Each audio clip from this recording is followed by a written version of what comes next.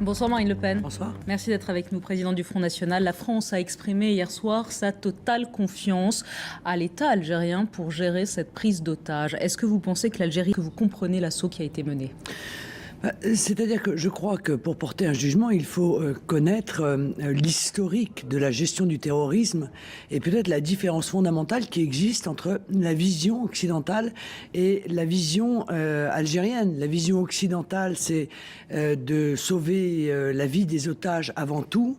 La vision algérienne, c'est de ne pas céder en aucune circonstance aux terroristes au risque de la vie des otages. Ce sont deux visions radicalement différentes. Ce qui est sûr, et je ne suis pas, bien souvent, je suis critique avec l'État algérien, mais ce qui est sûr, c'est qu'on ne peut pas les traiter d'amateurs en matière de gestion du terrorisme. Ils ont incontestablement une grande connaissance de ces phénomènes.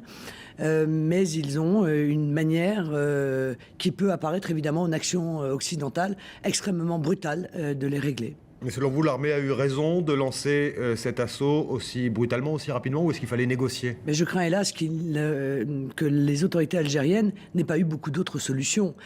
Car enfin, il s'agit là tout de même d'un site gazier. C'est pas rien, si vous voulez.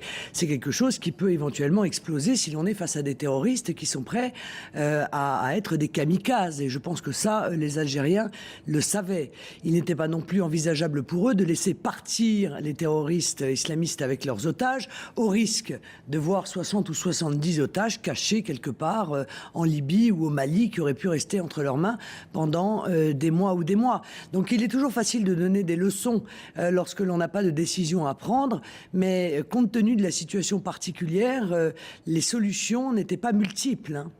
L'UMP et le Parti socialiste ont une lourde responsabilité dans l'armement d'islamistes au Sahel. C'est ce que vous avez déclaré ce matin. La phrase est forte. Est-ce que vous voulez dire finalement que Nicolas Sarkozy et François Hollande ont contribué à armer cet homme, Mokhtar Belmokhtar, qui est à l'origine de cette prise d'otage ? C'est ce que vous voulez nous dire ? Oui.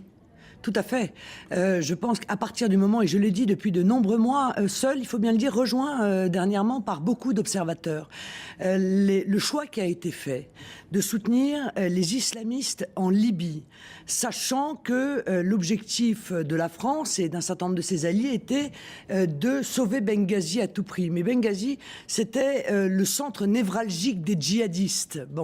Eh bien, a contribué au développement, à l'armement, à la structuration de groupes islamistes combattants. Et cela, le gouvernement de Nicolas Sarkozy et le Parti socialiste qui a voté cette guerre avec lui ne pouvaient pas l'ignorer.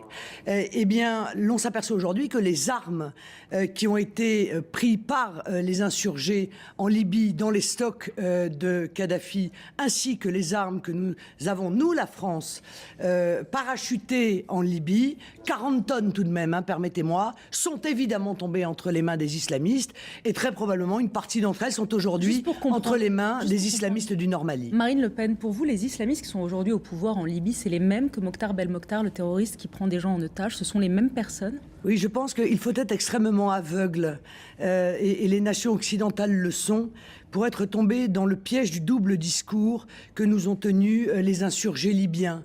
Ils ont expliqué qu'ils combattaient pour la démocratie. L'échevelé BHL est venu expliquer en France que l'on soutenait les démocrates.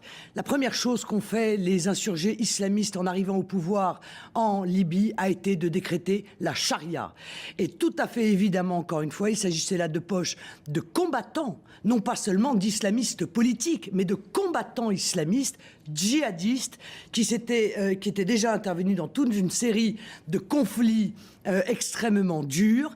Et par conséquent, il était prévisible. Et la preuve, c'est que je l'avais prévu. Alors permettez-moi de vous dire tout de même que j'ai quand même pas plus d'informations sur ces sujets que n'en ont ceux qui sont au pouvoir, ou alors il faut rapidement qu'ils me laissent leur place. C'est donc bien qu'en toute connaissance de cause, pour se donner une image, je ne sais pas, de défenseur de la démocratie ou je ne sais quoi encore, eh bien, ils ont fait une faute politique et stratégique majeure qui aujourd'hui a des conséquences non seulement sur l'ensemble des populations civiles du Mali, mais aussi de l'ensemble du Sahel, mais peut-être aussi demain sur les populations européennes. Alors ça, c'est un constat, mais que faut-il faire ?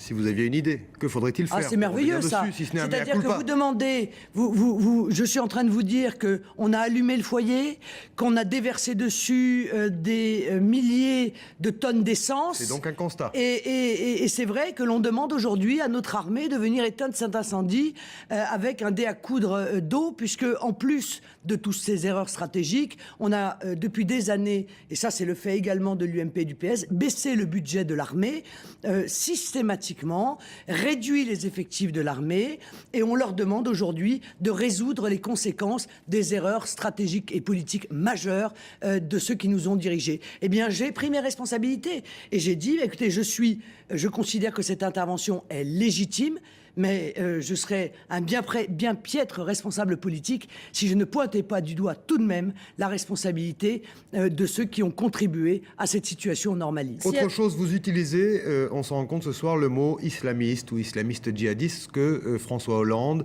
Laurent Fabius, Jean-Yves Le Drian, le ministre de la Défense, n'ont pas fait une seule fois depuis le début de cette intervention. C'est quelque chose qui ne doit pas vous plaire. Pourquoi? C'est ça que les Français doivent se poser comme question. Pourquoi le président de la République et l'ensemble des ministres concernés n'ont pas une seule fois prononcé le terme islamiste, alors qu'évidemment, il s'agit de terrorisme islamiste. Tout le monde le sait et personne ne le conteste. Bon. Pourquoi? C'est pour ne pas froisser qui exactement? Pour ne pas froisser ceux des fondamentalistes islamiques qui sont sur notre propre territoire?